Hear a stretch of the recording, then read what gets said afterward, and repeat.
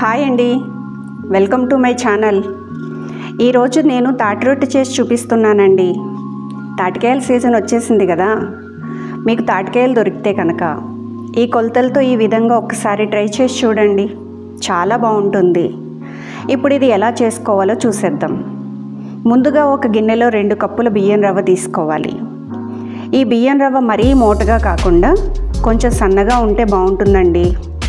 ఇప్పుడు ఈ రవ్వలోకి కొద్దిగా నీళ్లు పోసుకుంటూ రవ్వ తడిచేలా కలిపి పెట్టుకోవాలి.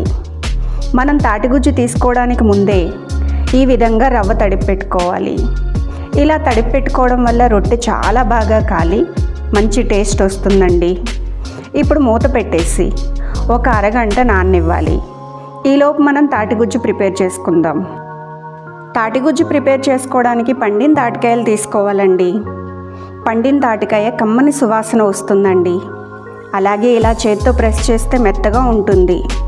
ఇప్పుడు పై డిప్పల్ని చేత్తో తీసేయాలి. డిప్పలు తీసేసిన తర్వాత దాని మీద చాలా మట్టి ఉంటుందండి, శుభ్రంగా కడగాలి. ఈ విధంగా శుభ్రంగా కడిగిన తర్వాత అడుగు నుంచి టెంకల్ని మనం సపరేట్ చేసుకోవాలండి. 3 టెంకలు ఉంటాయి, ఆ 3ంటిని ఈ విధంగా సపరేట్ చేసుకోవాలి. ఇప్పుడు ఒక్కో టెంక తీసుకొని నల్లగా ఉండే పై తొక్క తీసేయాలండి. పండిన తాటికాయని ఇలా కూడా తినొచ్చండి, చాలా రుచిగా ఉంటుంది. తాటికాయ తింటే ఎన్నో రకాల ఆరోగ్య సమస్యలు కూడా దూరం అవుతాయండి.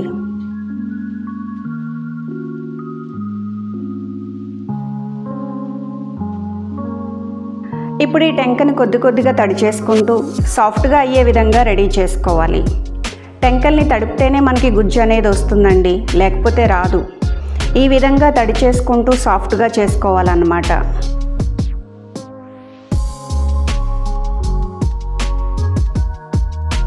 ఈ విధంగా గుజ్జు రావడం స్టార్ట్ అవుతుందండి. ఇప్పుడు దీన్ని మనం ఒక పక్కన పెట్టేసుకోవాలి. అలాగే పండిన తాటికాయలు ఎక్కువ రోజులు నిల్వ ఉండవండి, పులిసిపోతే తినడానికి పనికిరావు. కాబట్టి తాటికాయలని పండగానే ఉపయోగించేసేయాలి. ఈ విధంగా 3 టెంకల్ని రెడీ చేసి పక్కన పెట్టుకోవాలి. ఈ నల్లని తొక్కల్ని పడేసే ముందు ఇందులో ఇంకా పీచు ఉంటుందండి, అది కూడా రిమూవ్ చేయాలి, వేస్ట్ కాకుండా ఉంటుంది. ఇట్లా రిమూవ్ చేసిన దాన్ని తింటే చాలా బాగుంటుంది. ట్రై చేసి చూడండి, పిల్లలైతే మరీ ఇష్టంగా తింటారు. ఇప్పుడు తాటిగుజ్జు సులువుగా ఎలా తీసుకోవాలో చూద్దామండి. ఏదైనా ఒక గిన్నె తీసుకుని దానిపైన ఇటువంటి జల్లెడ ఒకటి పెట్టండి. ఇప్పుడు మనం రెడీ చేసి పెట్టుకున్న టెంకలు ఉన్నాయి కదండి, వాటిని ఒక్కొక్కటిగా తీసుకొని ఇక్కడ చూపిస్తున్నాను కదా, ఈ విధంగా చేయాలండి. ఇలా చేస్తే కనుక ఎక్కువ శ్రమ లేకుండా గుజ్జు అనేది వచ్చేస్తుంది. చూస్తున్నారు కదా ఎంత ఈజీగా వచ్చేస్తుందో. ఈ విధంగా మనం మొత్తం టెంకల్ని గుజ్జు తీసి పెట్టుకోవాలండి.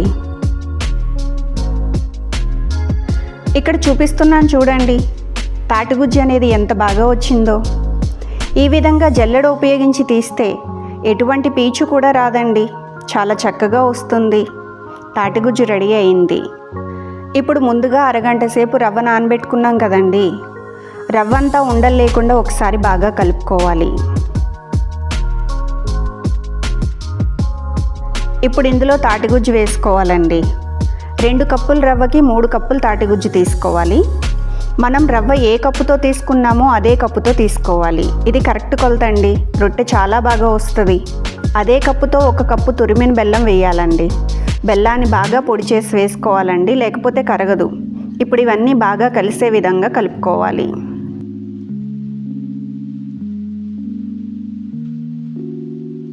మొత్తం అంతా కలిపిన తర్వాత ఒకసారి తీపి చూసుకోవాలండి. ఇక్కడ నేను వేసిన కప్పు బెల్లానికి తీపి కరెక్ట్గా సరిపోయింది. మీరు తీపి తినే విధానాన్ని బట్టి తక్కువ ఎక్కువ చూసుకొని వేసుకోండి. ఇప్పుడు ఇందులో 1/2 కప్పు చిన్నగా కట్ చేసిన పచ్చి కొబ్బరి ముక్కలు వేసుకోవాలండి. అలాగే 1 స్పూన్ సోంపు కూడా వేయాలి. ఈ 2 వేయడం వల్ల రొట్టెకి మంచి టేస్ట్ అనేది వస్తుందండి. ఇప్పుడు మరోసారి బాగా కలుపుకోవాలి. ఈ 2 ఆప్షనల్ అండి, వేసుకుంటే బాగుంటుంది. మన పిండి అయితే రెడీ అయిపోయిందండి. ఇప్పుడు రొట్టె వేసేద్దాం. దళసరిగా ఉండే మూకుడి కానీ నాన్ స్టిక్ పాన్ కానీ తీసుకోండి. స్టవ్ సిమ్లో ఉండాలండి. మంట ఎంత చిన్నగా ఉంటే రొట్టె అంత బాగా కాలుతుందండి. మంట ఎక్కువగా ఉందనుకోండి, పైన మాడిపోయి లోపల ఉడకదండి. ఇప్పుడు ఇందులో 3 స్పూన్ల ఆయిల్ వేసి పెనం మొత్తం స్ప్రెడ్ చేయాలి. నూనె కాగిన తర్వాత ఇప్పుడు ఇందులో కలిపి పెట్టుకున్న తాటిగుజ్జు వేసుకోవాలి. తాటి చెట్టును ఆంధ్ర కల్పవృక్షం అంటారండి. ఈ విషయం చాలామందికి తెలియదు. ఎందుకంటే దీని నుంచి వచ్చే ప్రతిదీ మనకు ఉపయోగపడేదే. ఆకుల దగ్గర నుండి వేర్ల వరకు అన్నీ ఉపయోగపడతాయి. వివిధ కాలాల్లో ఆ కాలానికి అనుగుణంగా రకరకాల ఆహారాన్ని ఇస్తుంది. ఆ ఆహారాలు ఏంటో మీరు తప్పకుండా కామెంట్ చేయండి. రొట్టె వేసుకున్న తర్వాత పైన కొంచెం నూనె రాసి ఇలా సమంగా చేసుకోవాలి.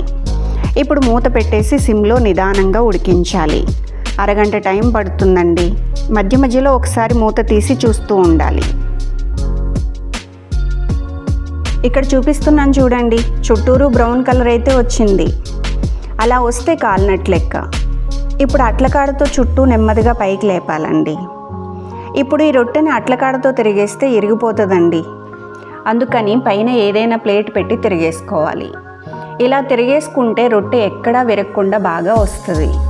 ఇక్కడ చూపిస్తున్నాను చూడండి, మంచి రంగులో కాలింది. ఇలా కాలే వరకు 10 నిమిషాలకు ఒకసారి మూత తీసుకుంటూ చూసుకోవాలి. ఇప్పుడు అదే పాన్లో 2 స్పూన్ల నూనె వేసుకోవాలి. నూనె అంతా పెనానికి స్ప్రెడ్ చేసుకుని వేడెక్కిన తర్వాత ఇప్పుడు ఇందులో తాటి రొట్టె వేసుకుని రెండో వైపు కూడా కాలనివ్వాలి.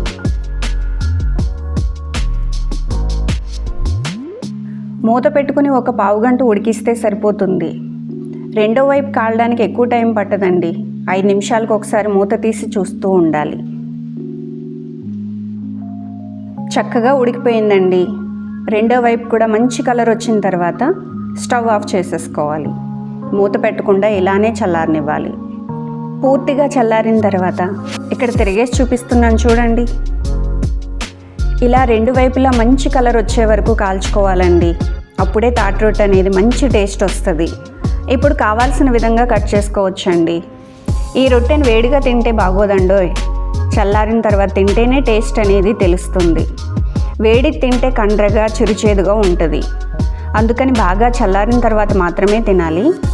ఇక్కడ ముక్క చూపిస్తున్నాను చూడండి, పైన ఎర్రగా వేగింది, లోపల కూడా బాగా ఉడికింది. ఇలా కాలితే బాగుంటుంది. టేస్ట్ అయితే మాత్రం సూపర్గా ఉంటుంది. మీరు కూడా తాటికాయలు దొరికితే మాత్రం ఈ విధంగా తప్పకుండా ఒకసారి ట్రై చేయండి. ట్రై చేసిన తర్వాత మీకు ఎలా వచ్చిందో కామెంట్ పెట్టండి. ఈ వీడియో కనుక మీకు నచ్చినట్లయితే లైక్ చేయండి, షేర్ చేయండి. అలానే మరిన్ని వీడియోస్ కోసం సబ్స్క్రైబ్ చేయడం మర్చిపోకండి.